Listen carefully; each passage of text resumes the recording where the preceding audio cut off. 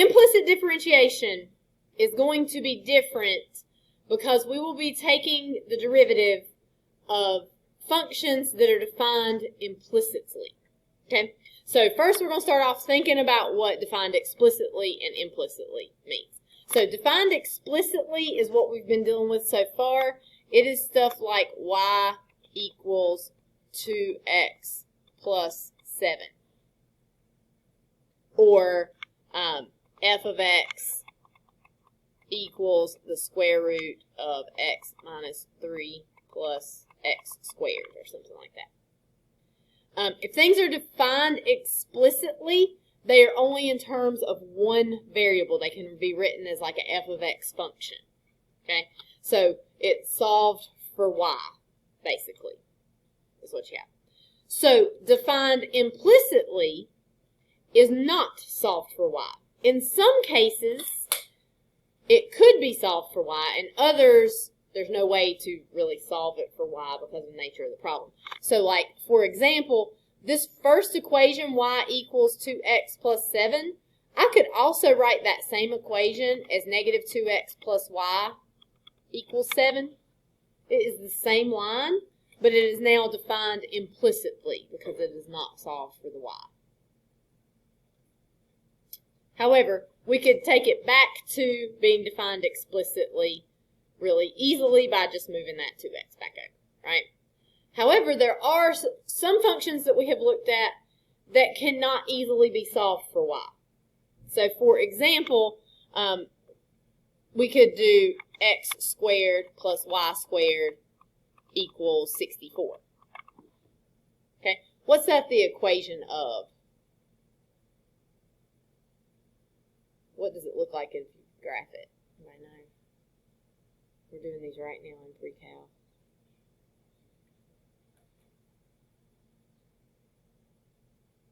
It is a circle. X squared plus y squared equals 64. It would be a circle at the origin with a radius of 8. So this is a circle. You could solve it for y, but you would end up with like a plus or minus because you'd have to square root both sides, which can't be a function, right? A circle is not a function because it doesn't pass that vertical line test, right? So this basically has to be defined implicitly. You could also have like other crazy stuff like 3xy minus the square root of y plus x to the 5 halves power equals 28. That has to be defined implicitly because solving that for y is not going to be possible, and even if it is possible, it's not going to be a function, right? So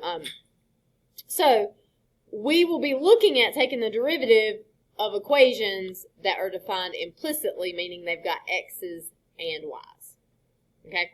So what we've done so far is we have been taking the derivative of things like y equals 3x squared, right? And so there's a couple ways I have let you use notation whenever you are taking the derivative of y here.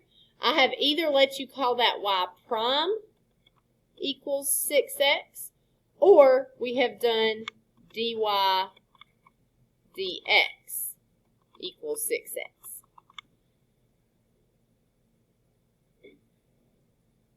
Okay? So we didn't really, I just kind of told you right here that like this stuff means the derivative of y, or the derivative, and I haven't really like paid much attention to that notation. But what this means is the derivative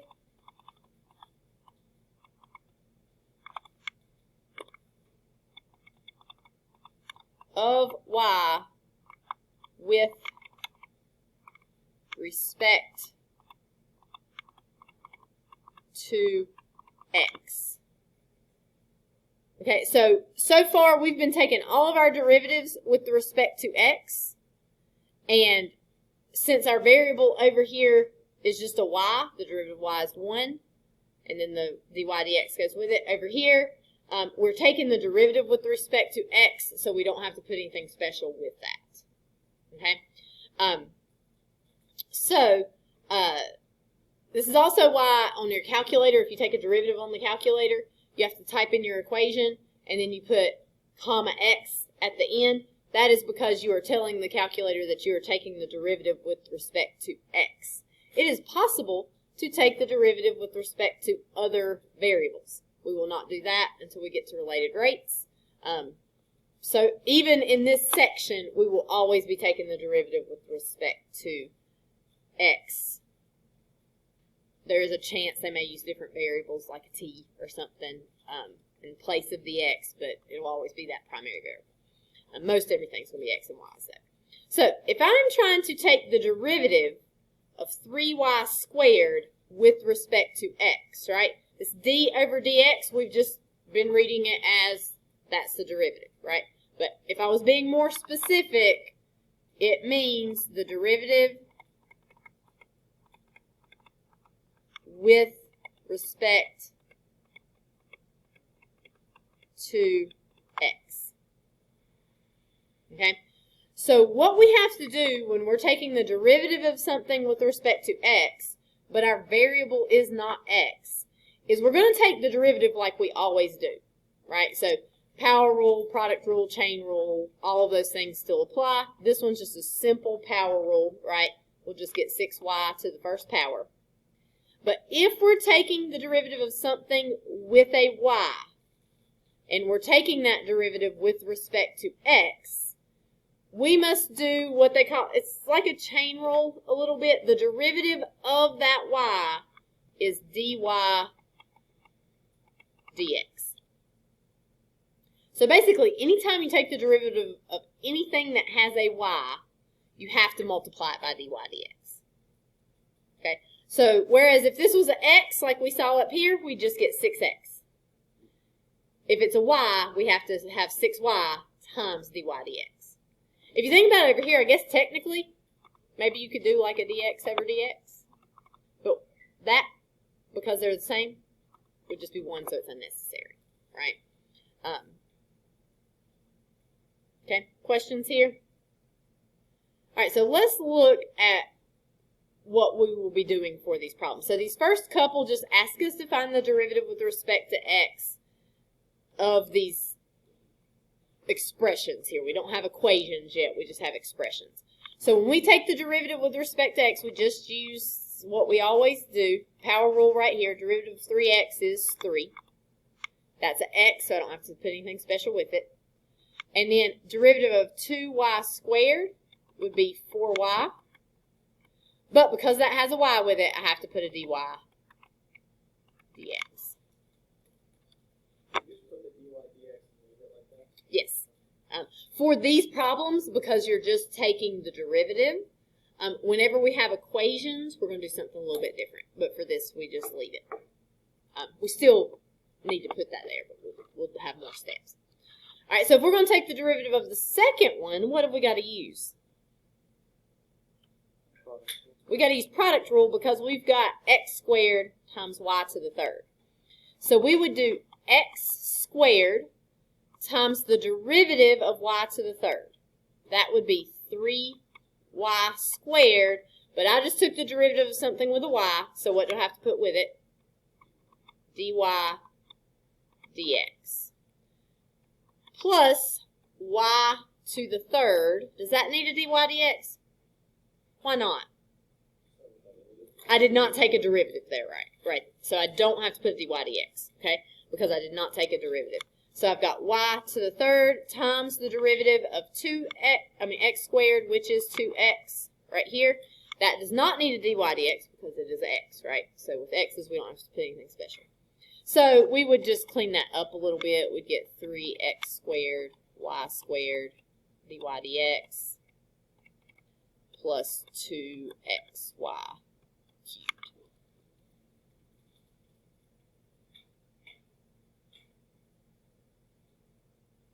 Okay, questions? All right, we're only going to have time for one of these here, but it's okay. We'll get it done. Okay, so implicit differentiation with an equation. I I do want to look at this on Desmos because they're so cool.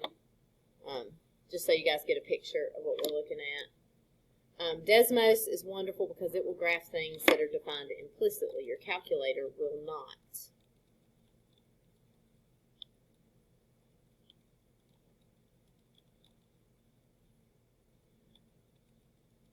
Alright, so this is the graph that you get for that. It's kind of like a cool shape there. And you can see if we like really zoom in right here, it's not a function, right? It's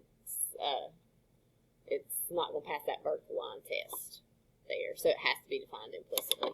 So what we're going to do for this is we're going to take the derivative of both sides with respect to x. So 3y squared would be y to the third, our derivative would be 3y squared, and we would have to put a dy dx with that. And then we would have 4y dy dx. What's the derivative of negative y? Negative 1. Do I need a dy dx with it? I do. Even though the y is gone, you took the derivative of y there. So we have to put a dy dx. Even if it was like a single y and the y is not there anymore, you still have to put a dy dx because you were taking the derivative of something with a y. And then we'll have plus 10x equals 0.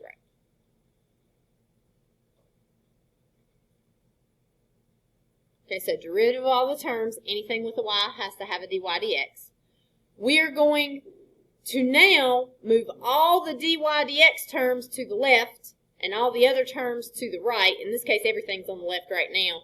So we want 3y squared dy dx plus 4y dy dx minus 1 dy dx equals negative 10x.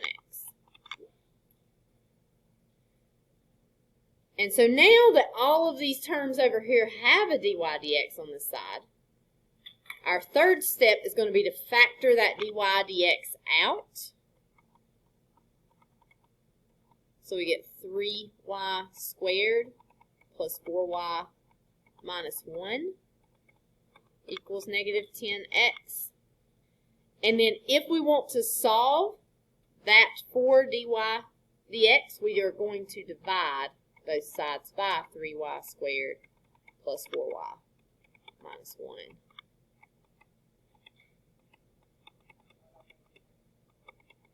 Okay, and that will give us dy dx equals negative 10x over 3y squared plus 4y minus 1. Okay, it is okay to have x's and y's in your answer for this, right? So a lot of times you will have x's and y's. Sometimes it might be only x's. Sometimes it might be only y's. A lot of times it's going to be both, right? It is okay for that to happen.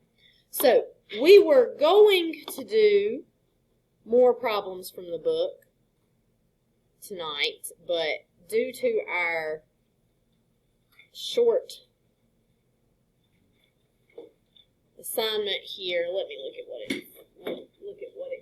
It is going to be from page 179, but I'm just going to give you just a few problems. Let's see. 179. Let's do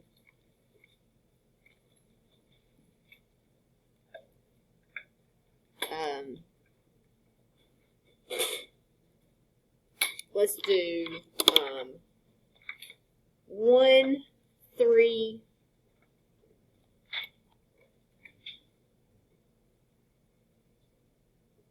11,